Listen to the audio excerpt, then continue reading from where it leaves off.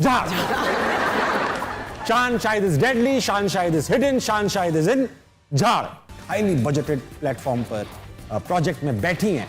मैं हसना मनाही की बात कर रहा हूँ। Can go and polish ourselves. Welcome to हसना मनाही प्रेजेंटेड बाय सर्फ एक्सेल। कैसे आप सब? उम्मीद है सब ठीक होंगे, तभी मेरा शो देख रहे हैं, हंसना चाहते हैं, खुश होना चाहते हैं।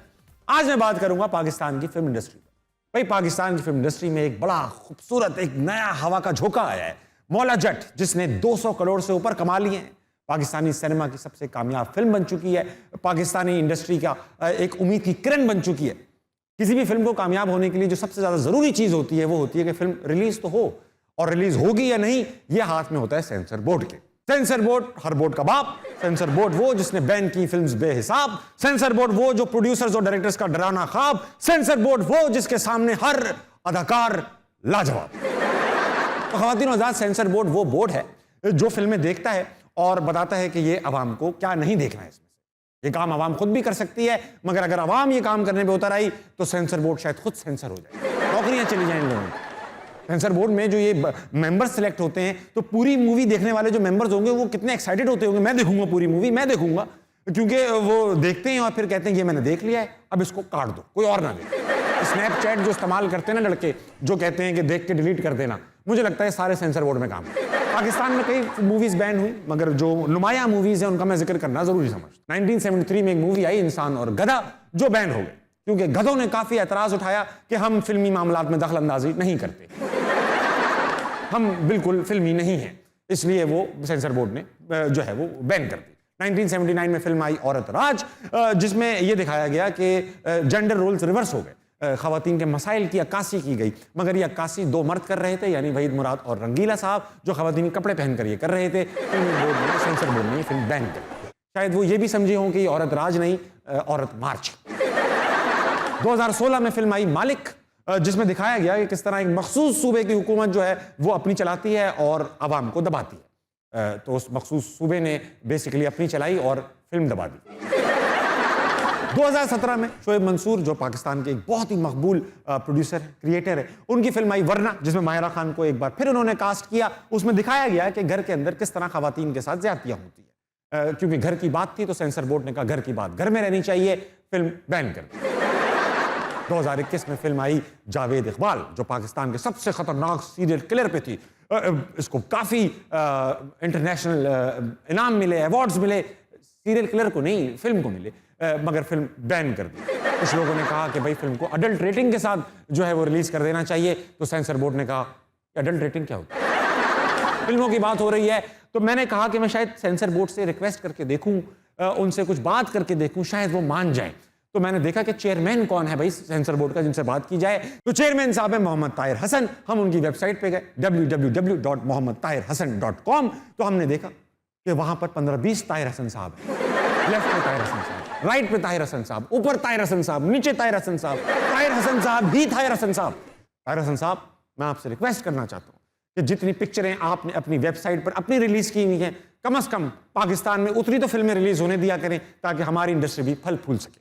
तो मैं बुलाने जा रहा हूं ज़रार की लीडिंग एक्ट्रेस को, आपकी भरपूर तालियों में। बहुत ही जल्दी इन्होंने बहुत बड़ा नाम कमाया, यह है हमारी गुड लक, क्योंकि बुलाने जा रहा हूं किरण मलिक।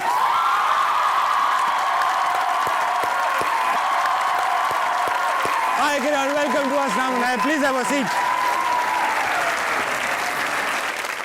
हज़रात, अब जो मैं बुलाने जा रहा हूं, जिनको ये पाकिस्तान के बाय ऑल मीन सबसे बड़े स्टार हैं, 500 से ऊपर फिल्में की, कई अवार्ड जीते, प्राइड ऑफ परफॉर्मेंस जीती, मेरे ख्याल से पाकिस्तान के सुपरस्टार हैं ये वाहिद, क्योंकि मैं बुलाने जा रहा हूं दिशान शाहिद। वेलकम टू हसना मनाही, प्लीज आइए। Thank you. बचती रहनी चाहिए। खान भाई, ऐसा है कि आपके शो में आपने एक इंटरव्यू किया, गेस्ट लाइटिंग से काफी नाराज रहे आपके शो में, आज आपको लाइटिंग ठीक लग रही है? बहुत अच्छी लाइटिंग है और लीडर भी वैसे ही है। अच्छा शान भाई, ऐसा है किरण, आपसे भी हम बात का आगाज़ करेंगे, मगर ऐसा है कुछ ऐसी चीज़ें हमने जमा कर रखी हैं कि जब तक मैं वो दिखा नहीं दूंगा मुझे सब्र नहीं आएगा। शान भाई, कुछ आपके मूवी के पोस्टर्स हैं और कुछ पोस्टर्स ऐसे हैं जो फैंस ने आपके लिए बनाए हैं, तो नज़र डालते हैं उन पोस्टर्स पर। पहले दिखाइए भाई, क्या है पोस्टर्स? वार, वार। आपकी बेहतरीन मूवी थी, पाकिस्तान बिल्कुल। की आइकॉनिक मूवी थी वार। वार के बाद आई यलगार, अब आई जर्रार। अब लोगों ने अपनी क्रिएटिविटी दिखाना शुरू की। अच्छा, अब आई दुनिया, शाहिद इन बेकार, 2 बार फाड़। कामयाब फिल्म लग रही है ये, फाड़, बेशुमार।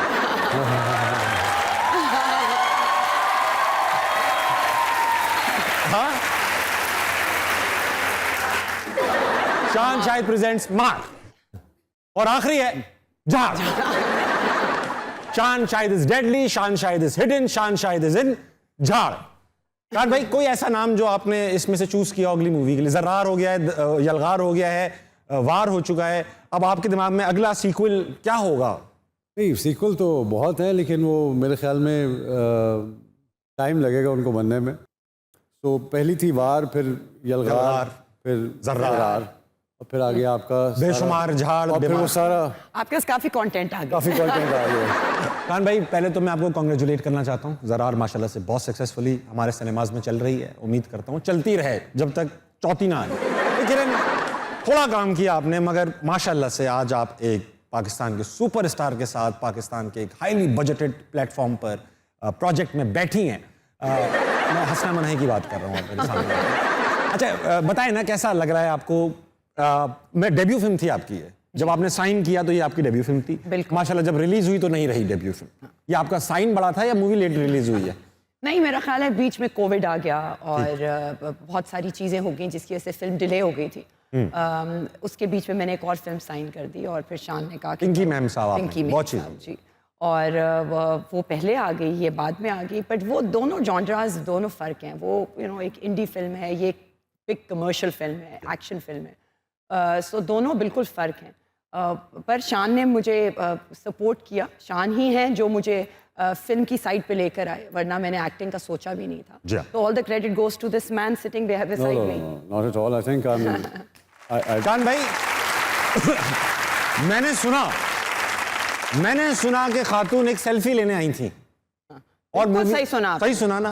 किसी रेस्टोरेंट में आप लोग ये खाना खा रही थी, आप भी वहां बैठे बिल्कुल, थे। बिल्कुल ऐसे ही हुआ। ये स्टार स्ट्रक हो गई, इन्होंने कहा शान, और फिर ये तस्वीर खिंचवाने आपके पास गई और जो तस्वीर का रिजल्ट आया वो मूवी में है, मतलब ये मूवी में नजर आ रही है। वो होता ये कि पाकिस्तान में क्योंकि कोई ऐसा एरिया नहीं है जहाँ पे आप टैलेंट हंट कर सके। टैलेंट हंट कर सकें, या टेलीविज़न के अलावा, और टेलीविज़न में भी एक रन ऑफ द मिल जो भी चल रहा होता है उसको इतना ज़्यादा वो रगेद रहे होते हैं। मुझे लगा कि बहुत टैलेंट है पाकिस्तान में, बट उसको रिकग्नाइज़ करना, वो आपको गाहे बगाहे मिलते रहते हैं लोग, चाहे वो अच्छे गाने सिंगर्स हों।